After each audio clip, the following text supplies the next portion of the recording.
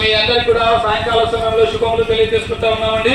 ప్రియమైన సోదరి సోదరులారా, ఈ విధంగా మేమందరం కూడా సంతోషంగా పాటలు పాడుకుంటూ మీ మధ్యకు యేసు ప్రభు వారి యొక్క మంచి శుభవర్తమానాన్ని మీ మధ్యకు మేము తీసుకొని వచ్చినాం. మీరందరూ ఎక్కడున్నా కూడా కొన్ని నిమిషాలు యొక్క దేవుని మాటలు వినాల్సిందిగా ప్రేమతో మిమ్మల్ని అందరినీ కూడా మేము ఆహ్వానిస్తా ఉన్నాం. నేను ఇప్పుడు ఒక పాట పాడుకుంటూ రావడం మీరందరూ విని ఉంటారు కదా, తెరువు నీ హృదయ ద్వారంబు నేడే అనే పాట మేము పాడుకుంటూ వచ్చినాం. అవునండి, మానవుని హృదయం అంతా పాపంతో నిండిపోయింది. మానవుని హృదయంలో నుండి అనేకమైనటువంటి పాపాలు బయలు వెళ్ళి మానవుని అపవిత్రపరుస్తా ఉన్నాయండి. అయితే ఈ యొక్క పాపాన్ని బట్టి మానవుడు నెమ్మది లేక బతుకుతా ఉన్నాడు, శాంతి లేక బతుకుతా ఉన్నాడు, సమాధానం లేక బతుకుతా ఉన్నాడు. ఈ పాపాన్ని బట్టి మానవుడు నరకానికి పాత్రుడవుతా ఉన్నాడు. అయితే ప్రేమ కలిగినటువంటి దేవుడు మానవుని ఎంతగానో ప్రేమించిన వాడై మానవుని పాపం నుంచి రక్షించాలని, మానవుని జీవితంలో వెలుగు ఇవ్వాలని, మానవునికి శాంతి సమాధానం ఇవ్వాలని, మానవుని పరలోక రాజ్యంలో చేర్చాలని ఆ యొక్క దేవాది దేవుడే నరావతారిగా భూమికి ఆయన అరుదించినాడు. ఆయన యేసుక్రీస్తు ప్రభుల వారండి.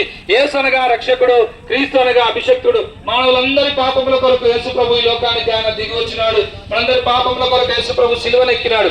మనము తలతో చేసిన పాపముల కొరకు యేసు ప్రభు తలకు ముళ్ళ కిరీటం పెట్టబడింది. మనం చేతులతో చేసిన పాపముల కొరకు యేసు ప్రభు చేతులలో మేకులు కొట్టబడినాయి. మనము కాళ్ళతో చేసిన పాపములను బట్టి యేసు ప్రభు కాళ్ళలో శిలలు కొట్టబడినాయి. ఈ విధంగా యేసుక్రీస్తు ప్రభుల వారు మానవులందరి పాపముల కొరకు సిలువనెక్కినాడు.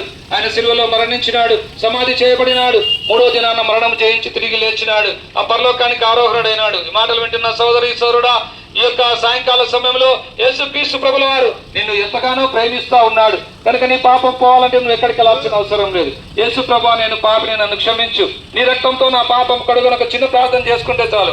యేసు రక్తం ప్రతి పాపం నుంచి నిన్ను కడుగుతుంది, పవిత్రపరుస్తుంది, పరిశుద్ధపరచబడతావు. కనుక ఈ లోకంలో నువ్వు నెమ్మదిగా నువ్వు బ్రతకగలవు. దేవుని వాక్యం చదివిస్తా ఉంది, మానవుని జీవితం నీటి బుడగ వంటిదండి, మానవుని జీవితం నేతగాని దోణి వంటిదండి, మానవుని జీవితం ఎంతలో కనబడి ఎంతలో మాయమైపోయే ఆవిరి వంటిదండి. మానవుని జీవితం ఎప్పుడు ఎక్కడ ఎలాగో మనం చనిపోతామో ఈ లోకంలో ఎవరికి కూడా తెలియదు.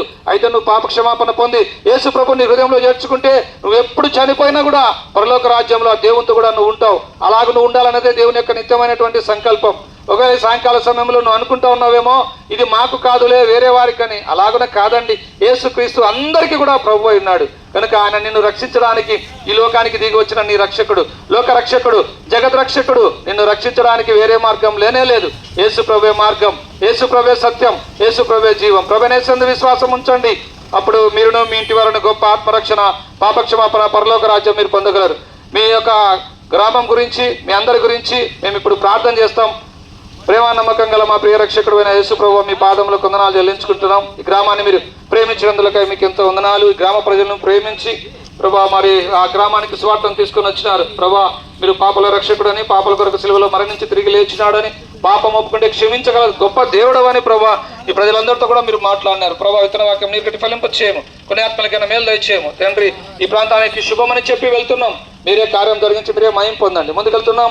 మీ ఆత్మాభిషేకం గురించి నడిపించి మహిమ పొందమని యేసు ప్రభు నామమున స్తుతించి ప్రార్థించి అడిగి వేడుకుంటున్నాం మా తండ్రి. ఆమె.